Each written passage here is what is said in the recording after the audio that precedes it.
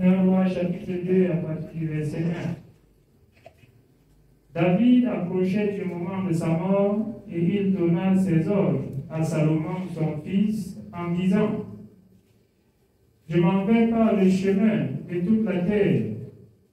Fortifie-toi et sois un homme. Observe les commandements de l'Éternel ton Dieu en marchant dans ses voies et en gardant ses lois, ses ordonnances, ses jugements et ses préceptes, selon ce qui est écrit dans la loi de Moïse, afin que tu réussisses dans tout ce que tu feras et partout où tu te tourneras. Amen. Nous voyons le conseil de David à Salomon, son fils. Je m'en vais sur le chemin de quoi? De toute là, donc c'est une voie où toutes les personnes sur la terre vont passer. Et dit, mon temps est arrivé de passer sur cette voie. Mais le conseil que je te donne, c'est que tu écoutes le conseil de Dieu par Moïse au peuple d'Israël et que tu gardes. Ça doit être la même chose pour toi, pour tes enfants et pour tous ceux qui t'observent. C'est pour cette raison que le prophète Zacharie dit: dites la vérité chacun à son prochain. Ton prochain, c'est le monde. Ton prochain, c'est ta maison. Ton prochain, c'est ceux que tu vois devant nous. Dites-leur la vérité. Et accomplissons ensemble tout ce qui est écrit dans le livre de la vérité. Je nous ai exhorté, si nous étions encore à la loi et qu'un enfant pêche contre un enfant du milieu du peuple de Dieu pêche, c'est le parent qui devrait pousser l'enfant devant et jeter la première pierre ou le premier bâton afin qu'on la pille. Mais aujourd'hui, le peuple de Dieu dit c'était la loi. Oui, nous sommes ici plus que la loi de la foi. Ce qui fait que l'apôtre dit: ne prenez point part aux œuvres infructueuses des ténèbres. Ici, il n'est plus question de lapider, mais il est question de ne pas cacher le péché. Si vous pouvez bien comprendre pourquoi David, dans Psaume 32, a dit: alors, quand il s'est tué de ses transgressions, il gémissait jour et nuit. Et quand on protège ce qui est mal, c'est la souffrance qu'on attire sur soi-même. Donc, nous ne devions pas, en quelque sorte, bien protéger ce qui est mal. Quand c'est mal, et on publie afin que ceux qui ont péché, alors, aient que la honte les prenne et qui retournent sur le chemin de la vérité. Autrement dit, quand vous attendez que Dieu parle avec des réprimandes. Il reprend, bien qu'il ne laisse aucun péché impuni. Mais celui qui a péché et qui avoue et qui délaisse, la parole de Dieu dit qu'il obtient miséricorde.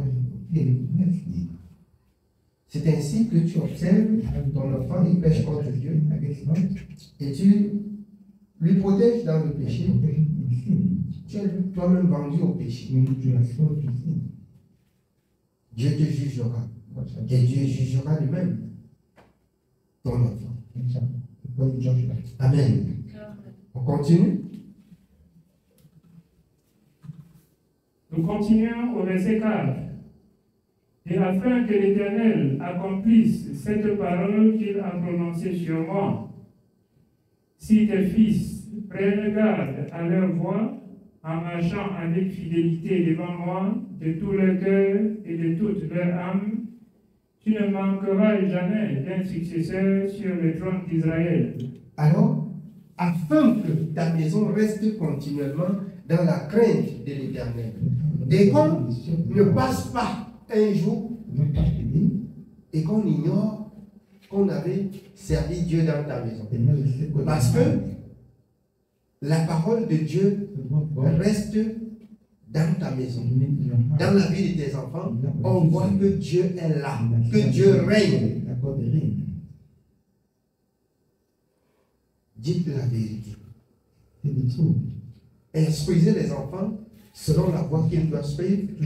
Et quand ils vont grandir, ils ne vont pas se détourner. Ne protégez pas les enfants sur ce qui est mal.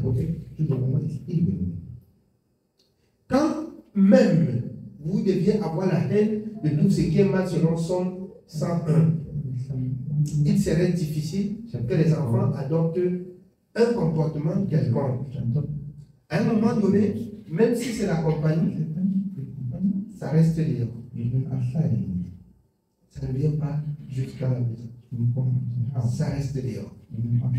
Et si longtemps que l'enfant est fatigué de ce qui est caché, l'enfant, il doit lui-même se sauver de ce qui est caché et quitter ce qui est caché.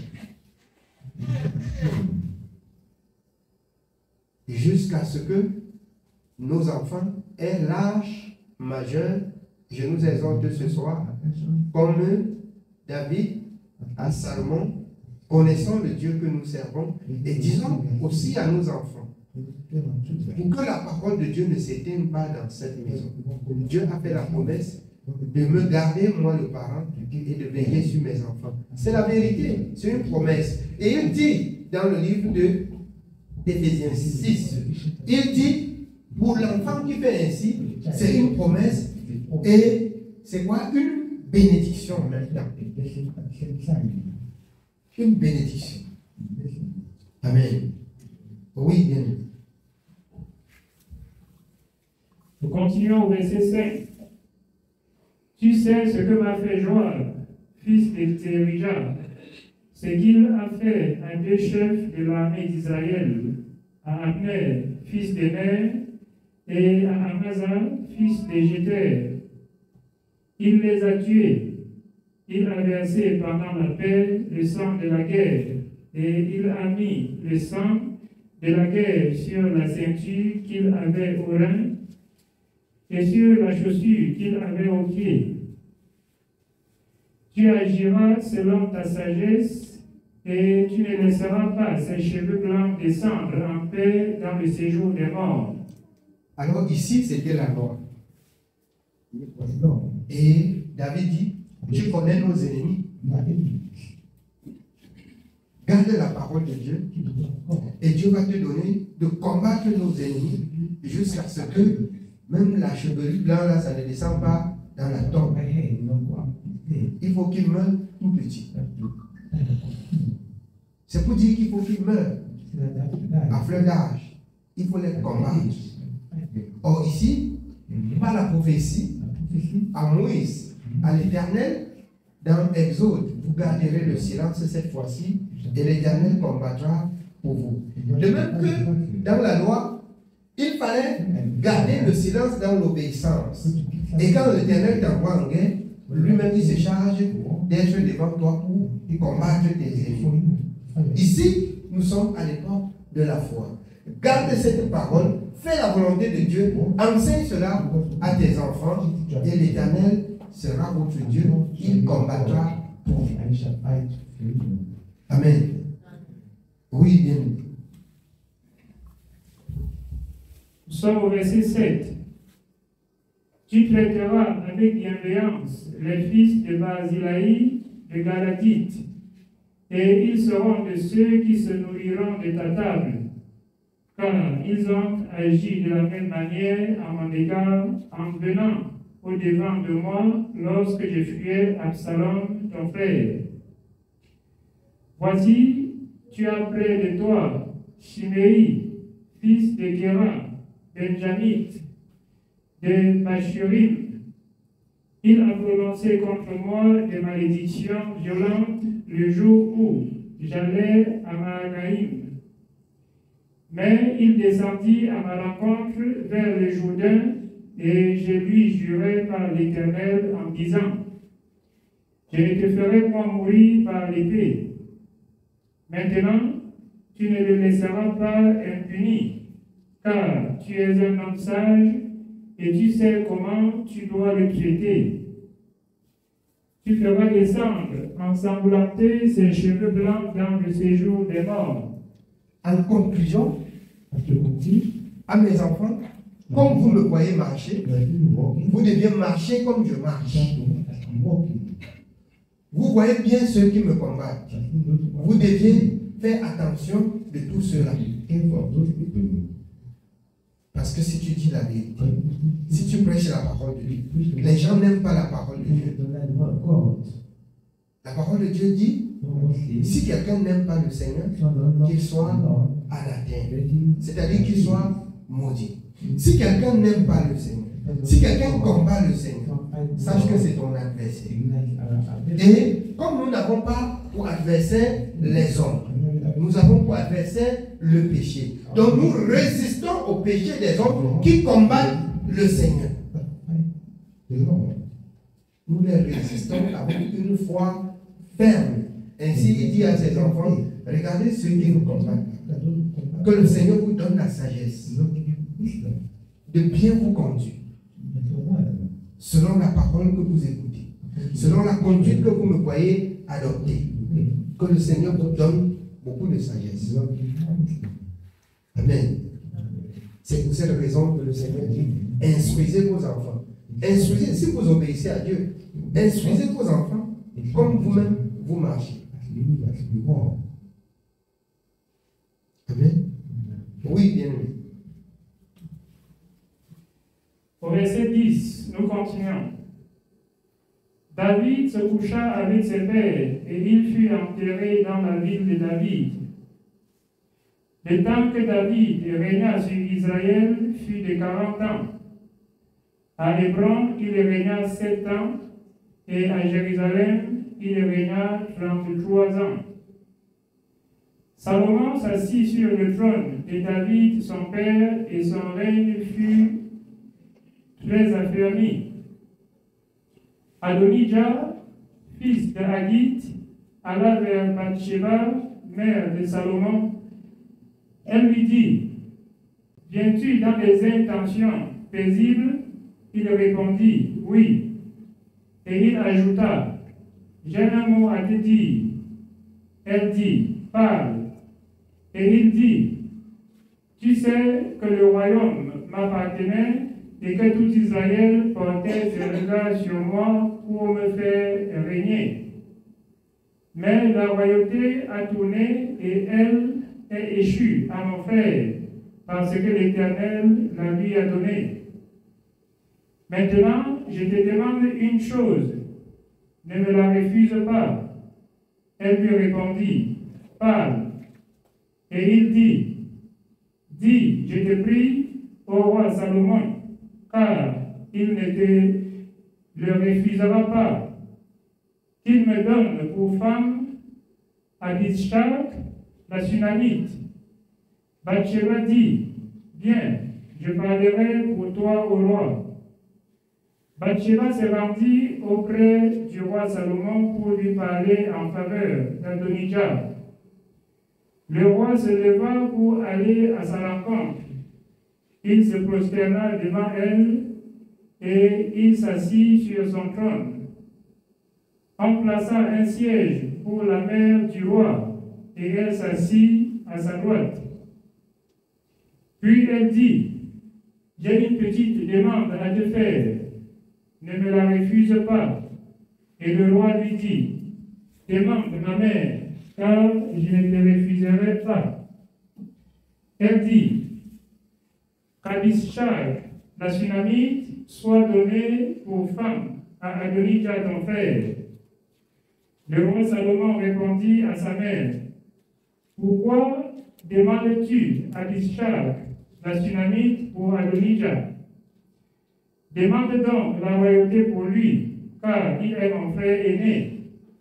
Pour lui, pour le sacrificateur Abiatar et pour Joab, fils de Tserijah. » Alors nous allons traverser directement au chapitre 3, partie verset 5, pour comprendre les actions de Salomon après le conseil de David, son père. Le chapitre 3, partie du 5e verset. Quand Dieu commence à parler avec Salomon. 1 Roi chapitre 3, nous allons partir du verset 5.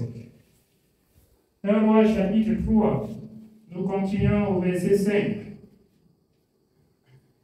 À Gabaon, l'Éternel apparut en songe à Salomon pendant la nuit, et Dieu lui dit, demande ce que tu veux que je te donne. Salomon répondit, tu as traité avec une grande bienveillance ton serviteur David, mon père, parce qu'il marchait en ta présence dans la fidélité, dans la justice et dans la droiture de cœur envers toi. Tu as traité mon père avec bienveillance. Pourquoi? Parce qu'il marchait dans la justice, dans la droiture.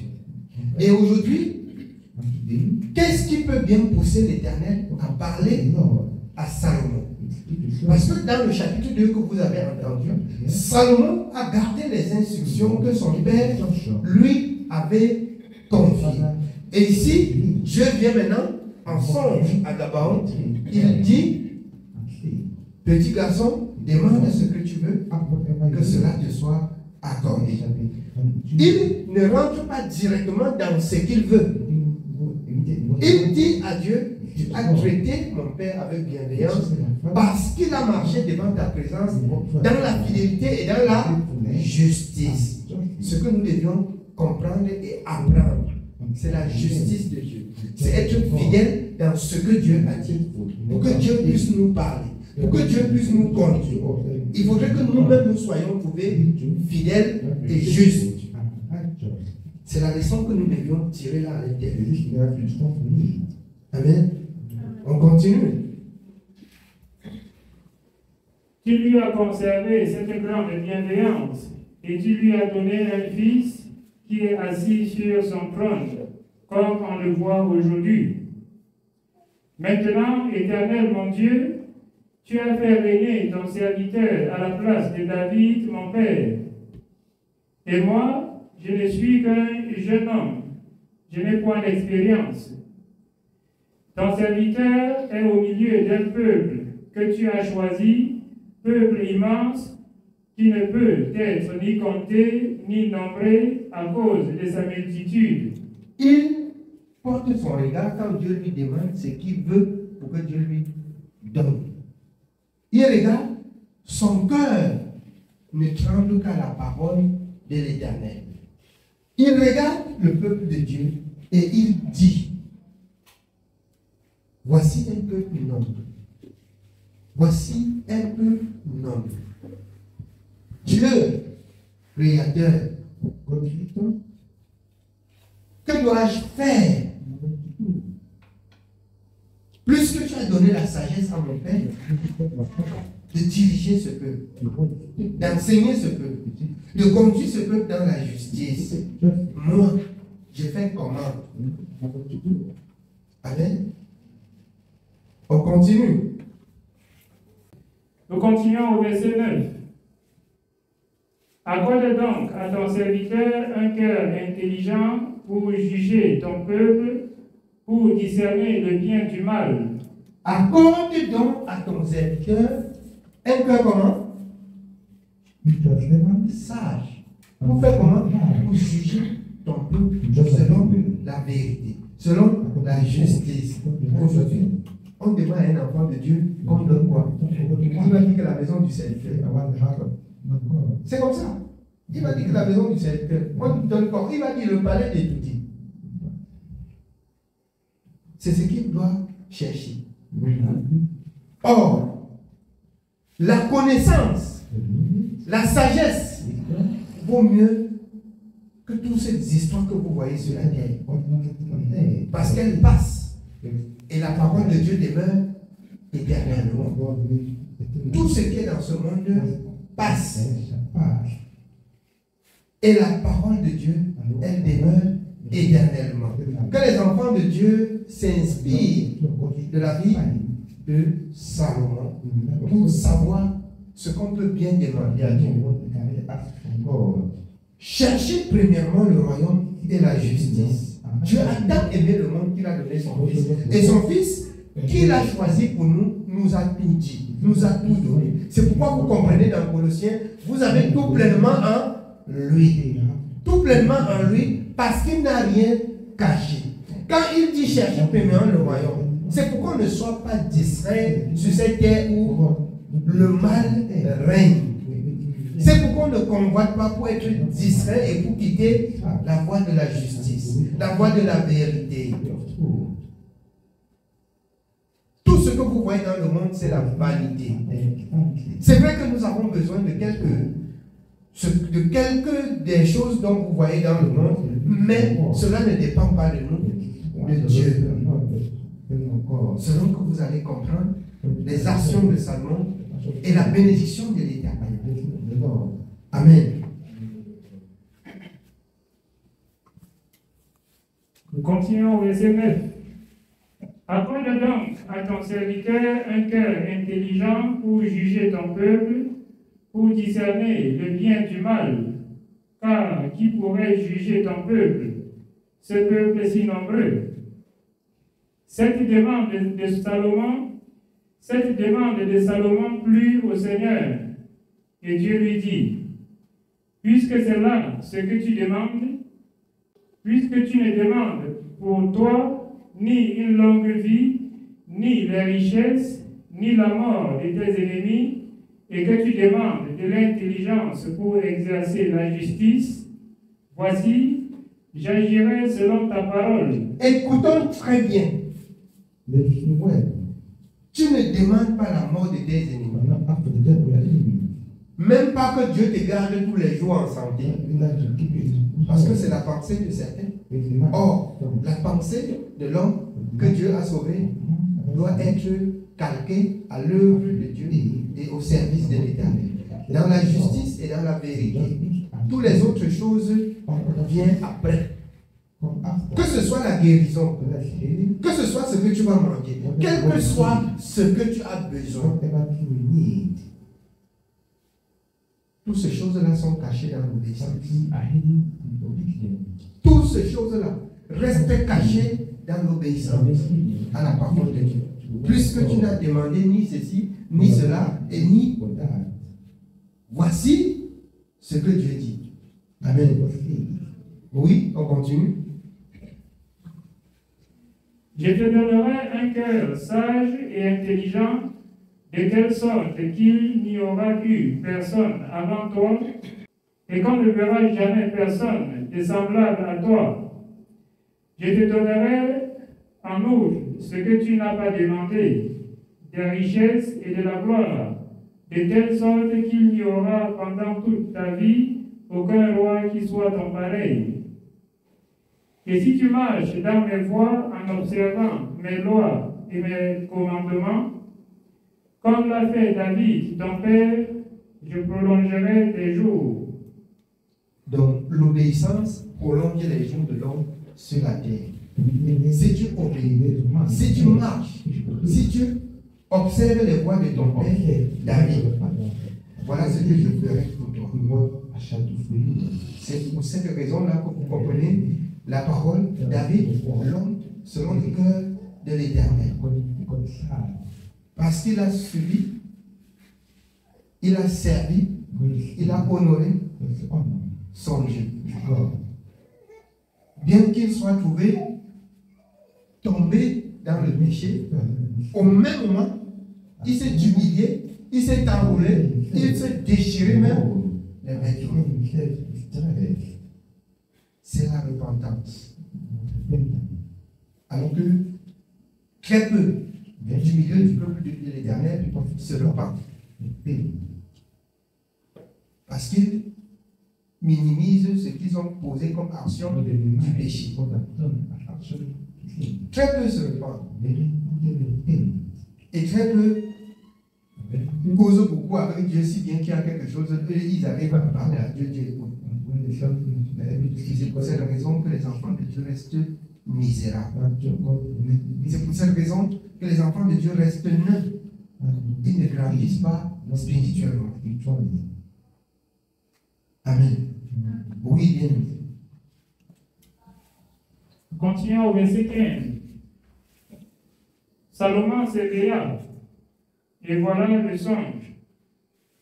Salomon revint à Jérusalem et se présenta devant l'arche de l'alliance de l'Éternel.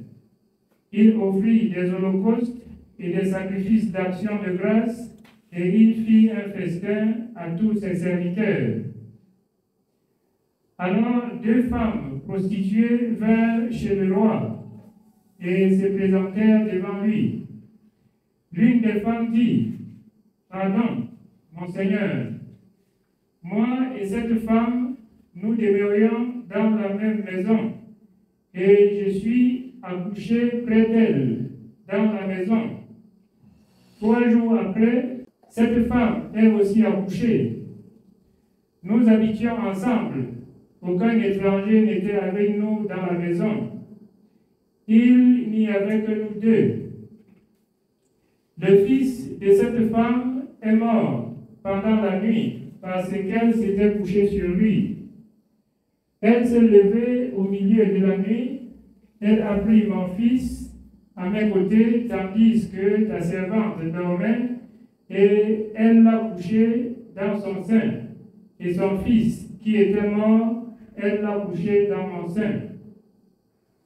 Le matin, je me suis levé pour allaiter mon fils, et voici, il était mort. Je l'ai regardé attentivement le matin, et voici, ce n'était pas mon fils que j'avais enfanté. L'autre femme dit, au contraire, c'est mon fils qui est vivant, et c'est ton fils qui est mort. Mais la première répliqua, nullement, c'est ton fils qui est mort et c'est mon fils qui est vivant. Vous comprenez là où les problèmes commencent. Et il faut que Dieu agisse. Il faut que Dieu agisse. Dans cette affaire-là, il faut que Dieu agisse. Et il faut que Dieu montre qu'il est avec Salomon. Il va lui remplir de sagesse et le jugement. Et il doit rendre, selon la justice de Dieu, le jugement. Amen. Oui.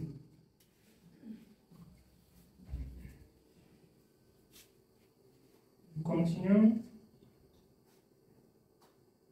C'est ainsi qu'elle parlait devant le roi.